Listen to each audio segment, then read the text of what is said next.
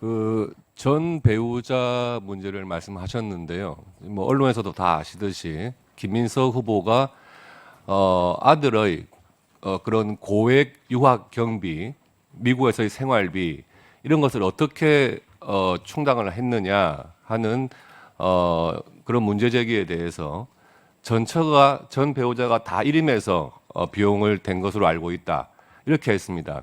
그러면 그런 외국 대학의 학비라든지 생활 자금은 신고된 하나의 외환 계좌로만 할 수 있기 때문에 그 외환 계좌 그것을 자료를 제출하면 거기서 송금한 것이 확인되면 전 배우자에 대해서는 증인으로 채택했다가도 철회할 수 있는 문제입니다.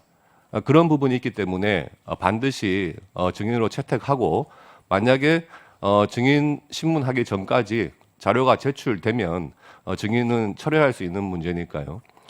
그리고 국민의힘에서 지금 신청한 증인들에 대해서 어떻게든 민주당 쪽에서는 좀 줄여보려고 하시는데 아시듯이 금전 소비대차 계약만 하더라도 같은 형식의 그런 계약서를 가지고 같은 날 9명이 동시에 계약을 맺죠. 그렇다면 그 9명을 동시에 불러가지고 대출 경기가 어떤지 이런 것을 확인하는 것이 기본적인 것 아니겠습니까? 그런 것 중에서 뭐 한두 명만 불러보겠다 하는 것은 그 한두 명의 뭐 미리 짜맞춘 변명만을 듣기 위한 것은 아니겠죠.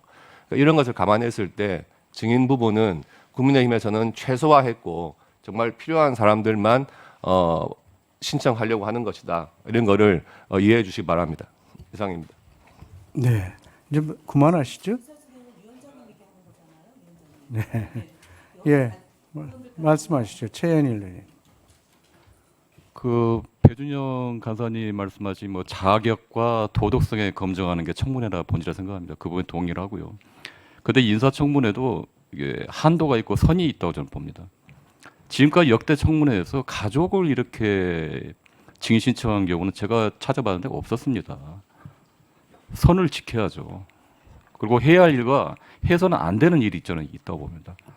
지금 아무리 유능하고 청렴하고 평판이 있다 하더라도 청문회 후보가 되지 않기 위해서 어떤 공직을 거절하는 분들도 있습니다. 청문회 무용론이 나오는 겁니다. 그리고 또 가족 그런 청문회 무용론이 더 이상 있어서는 안 되고요. 또 하나가 이러한 가족들을 이런 식으로 무차별적으로 부르고 그러면 잘못된 선례 이것도 결국은 저희 국회의 권위와 또 어떤 국민의 어떤 신뢰에 그게 배반되는 거라고 저는 생각을 합니다. 그리고 하여튼 아까 얘기했듯이 김민석 후보께서 그렇게 말했습니다. 제기되는 모든 신상 질문에 대해서는 할 수 있는 모든 방법으로 답하겠다. 지금 아마 후보께서는 아마 페이스북으로 아니 또 기자회견으로 일일이 구체적으로 답변하고 있습니다.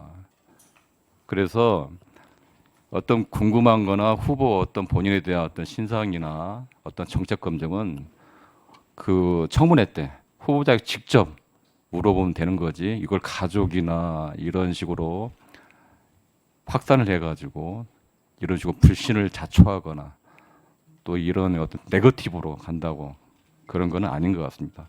그래서 그 부분에서 저희 어떤 청문회 위원들이 그 부분에 어떤 좀 가야 되는 거 아닌가 생각됩니다. 네, 증인 참고인 양그 교섭단체에서 제출하셨던 분들이 이제 처음에 많았었는데 상당히 그래도 많이 좁혀지도록 지금 노력을 하고 있다는 말씀드리고요. 위원님들 그 말씀하신 건 다 간사님들 통해서 제가 다 거의 다 그 취지는 알고 있는 상황입니다. 그래서 예, 그럼 마지막으로 김희정 의원님 하시고 이 정도로 마무리하시죠. 예. 네, 그 청문회를 원활하게 진행하기 위해서 우리 배준영 간사가 처음부터 굉장히 양보를 한 것으로 알고 있습니다. 그 청문회 저희 국민의힘 쪽에서는 보다 충실한 청문회를 위해서 워낙 제기된 의혹이 많다 보니 최소한 3일 정도 청문회가 필요하다라고 얘기를 한 바가 있습니다. 그런데 여야 간사 간 협의를 통해서 이틀 해왔는데 받았어요.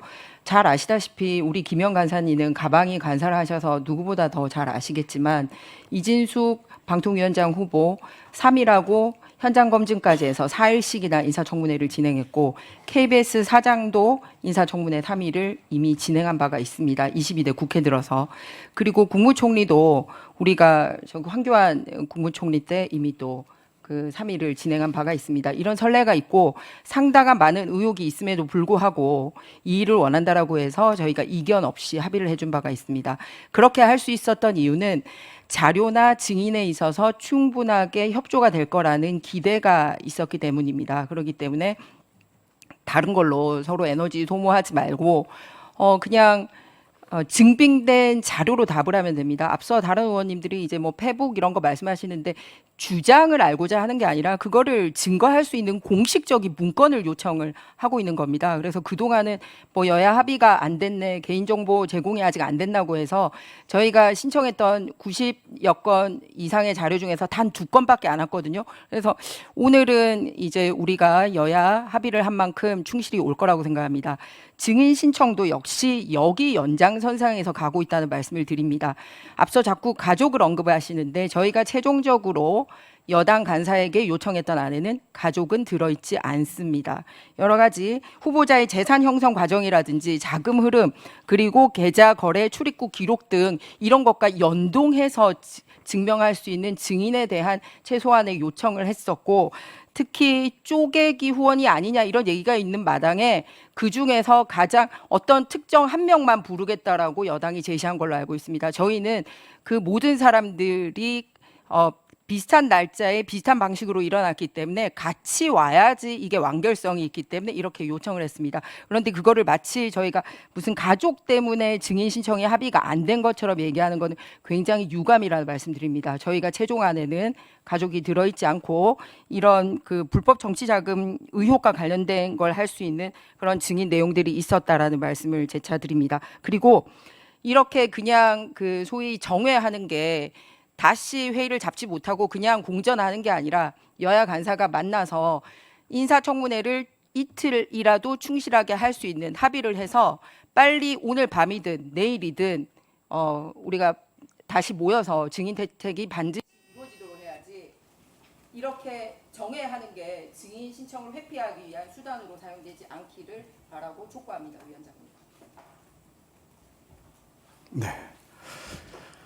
네, 의원님들 말씀은 여기까지 듣기로 하겠습니다.